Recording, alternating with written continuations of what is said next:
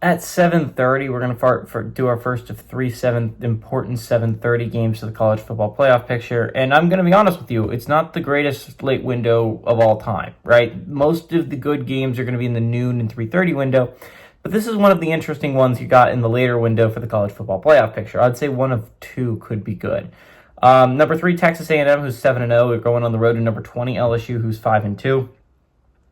A&M favored by 2.5 points on ABC. Marcel Reed has gone 125 at 202, thrown for 1,770 yards, 15 touchdowns, 4 interceptions.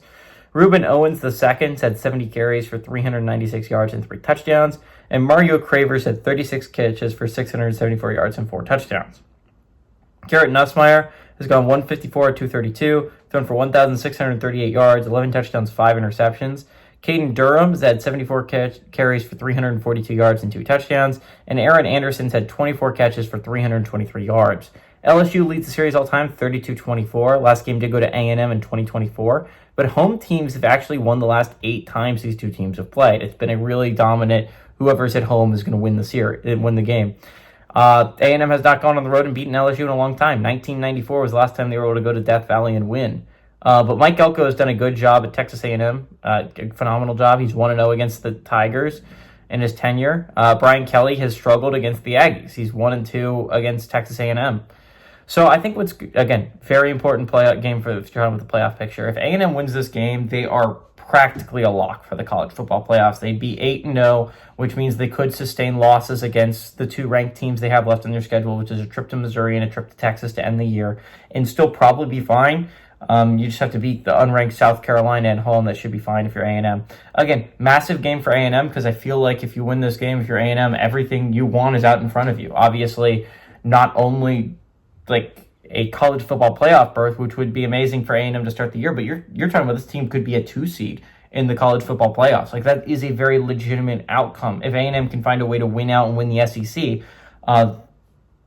I don't know if they might be a 1 seed. Like, I don't know if there is a legitimate team, if they could find a way to win out, that is going to have a better resume than A&M. Now, Indiana, Ohio State, I'd have to look at the numbers, see who they won, who they beat. Obviously, a win over if Ohio State and Indiana face each other in the conference championship, you're going to get a massive win there. So best case scenario for A&M is they're playing Alabama, who's 11-1, right?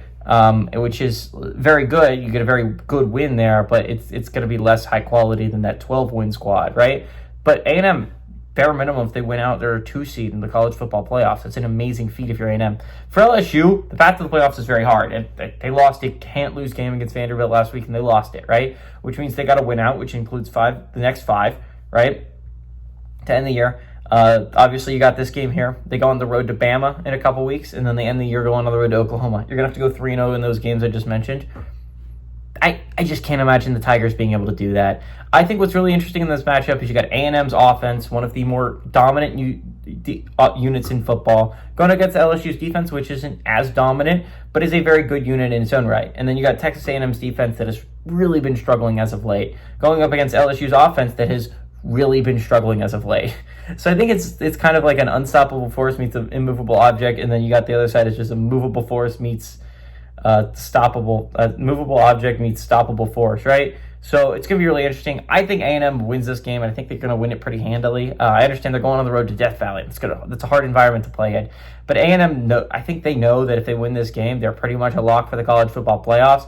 And I think this is a big game to go on the road and win. I think A&M's able to do it. Obviously, LSU has their backs against the wall. I just don't think they're a good enough football team to actually pull away with a win. Give me the Aggies to win and cover on the road.